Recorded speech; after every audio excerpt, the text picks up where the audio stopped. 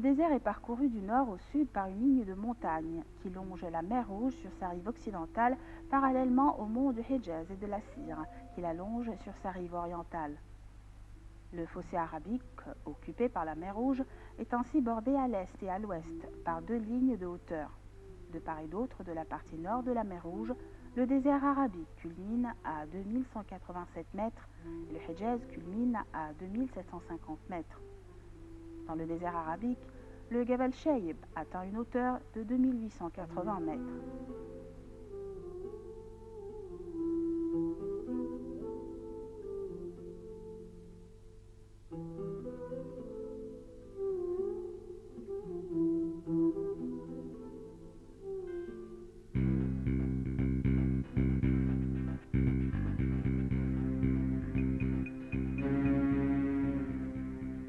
Les Ababda sont des nomades vivant dans les montagnes de la mer Rouge. Ils sont des descendants de tribus arabes. Ce groupe de nomades montre une forte relation de la culture Baja en Égypte, au Soudan, en Somalie et en Éthiopie. L'économie locale est en grande partie basée sur le paître de chameaux, des chèvres et des moutons. Les Ababda travaillent également dans la pêche comme conducteurs de camions ou dans le tourisme.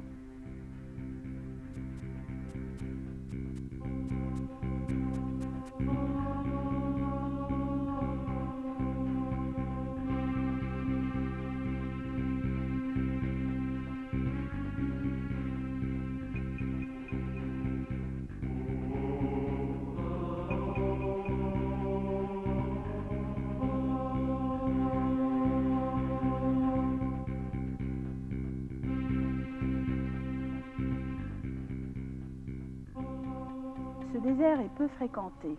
Il ne contient pas de grandes oasis comme le désert libyque. Il présente deux particularités.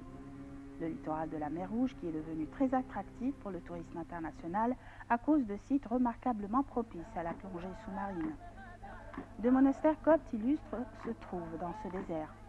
Le monastère de Saint-Paul, lieu de la sépulture de Saint Paul de Thèbes, et le monastère Saint-Antoine, lieu de celle de Saint-Antoine le Grand.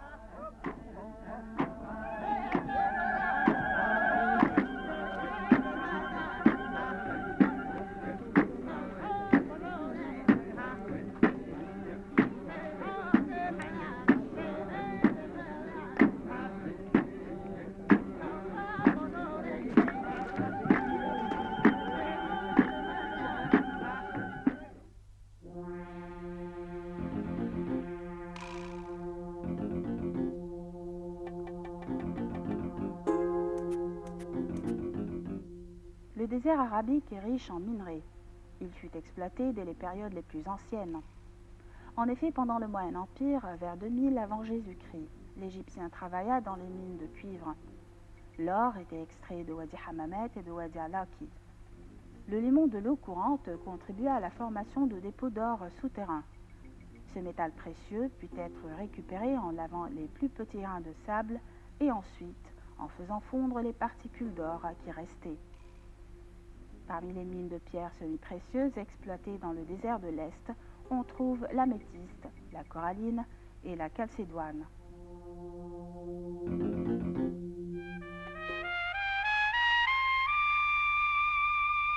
Beit Ababda, la maison d'Ababda, est le centre culturel du patrimoine des nomades d'Ababda.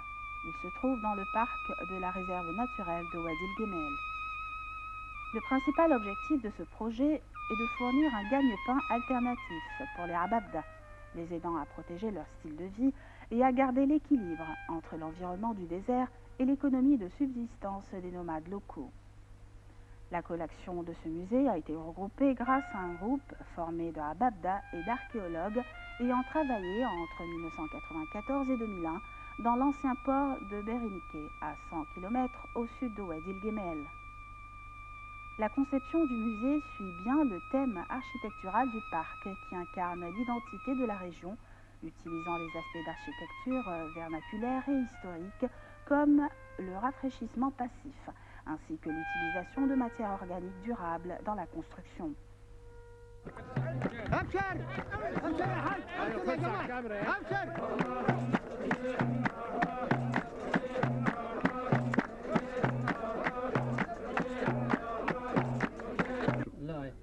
عشان كده هو قد وشه. فبيجيب شمله من جوه يحطوها بمسمارين يجيبوا حاجه كده.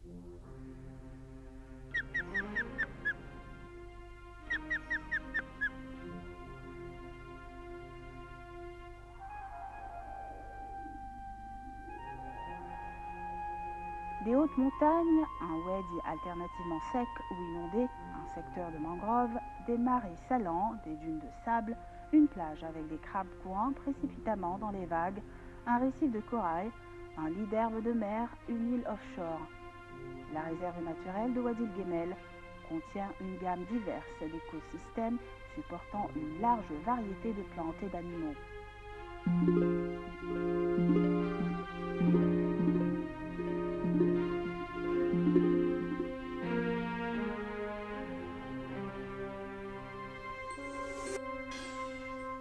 Le Sinaï est une péninsule égyptienne d'environ 60 000 km² à la forme triangulaire. Elle est située entre la Méditerranée au nord et la mer Rouge au sud. Elle est géographiquement située en Asie. Sa frontière terrestre longe le canal de Suez à l'ouest et la frontière israélo-égyptienne au nord-est. La limite orientale de la péninsule est marquée par une faille tectonique qui écarte année après année la mer Rouge. Du pétrole, du fer et du manganèse sont exploités dans le nord et dans le centre-sud. D'anciennes mines existent depuis des millénaires. Le mot Sinaï dérive du nom du dieu babylonien et assyrien de la lune, le dieu Sin.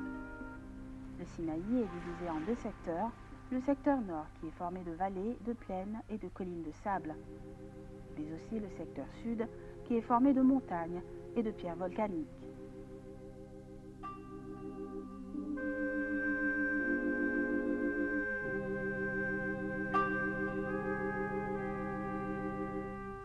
À proximité des deux sommets se trouve le monastère Sainte-Catherine, fondé au 5e siècle, et la plus ancienne architecture byzantine préservée jusqu'aujourd'hui. C'est l'un des plus anciens monastères au monde encore en activité. Il constitue à lui seul l'essentiel du territoire de l'église orthodoxe du Sinaï. Il compte une vingtaine de moines d'origine grecque pour l'essentiel. Sa bibliothèque est, pour ses manuscrits anciens, la seconde plus riche au monde après la bibliothèque Vaticane. Elle conserve plus de 3500 volumes en grec, copte, arabe, arménien, hébreu, géorgien et syriaque. Parmi ceux-ci figure une Bible du VIe siècle. Le monastère Sainte-Catherine est inscrit sur la liste du patrimoine mondial de l'humanité établie par l'UNESCO depuis 2002. Il fut construit sur ordre de l'empereur Justinien entre 527 et 565 autour du buisson ardent, mentionné dans la Bible. L'arbuste qui y est présenté tel est une ronce commune, appelée aussi mûrier sauvage. En 337, l'impératrice byzantine Hélène, la mère de l'empereur Constantin Ier de Constantinople, avait fait construire une chapelle sur le site où elle pensait être le buisson ardent de Moïse. Elle la dédia à la Vierge Marie.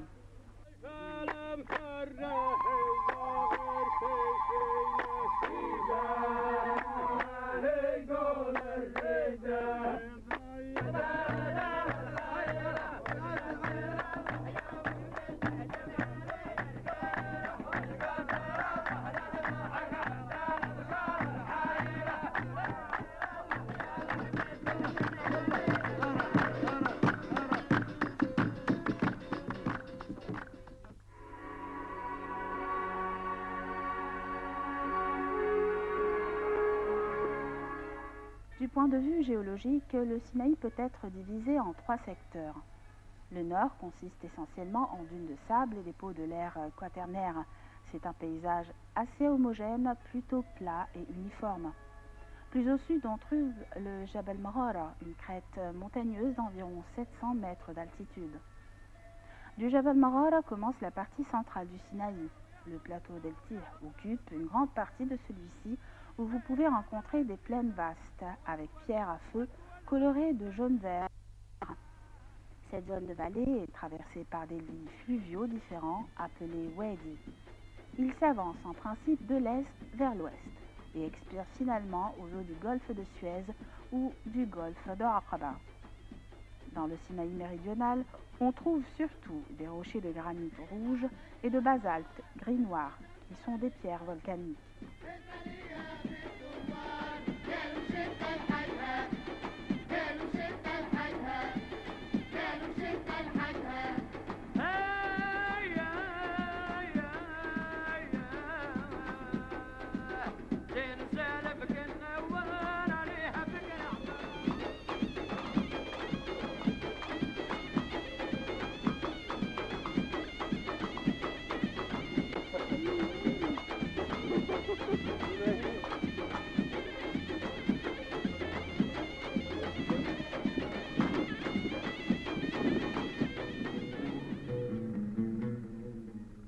Dans le désert du Sinaï, on risque facilement de croiser des spécimens floraux et animaliers inattendus.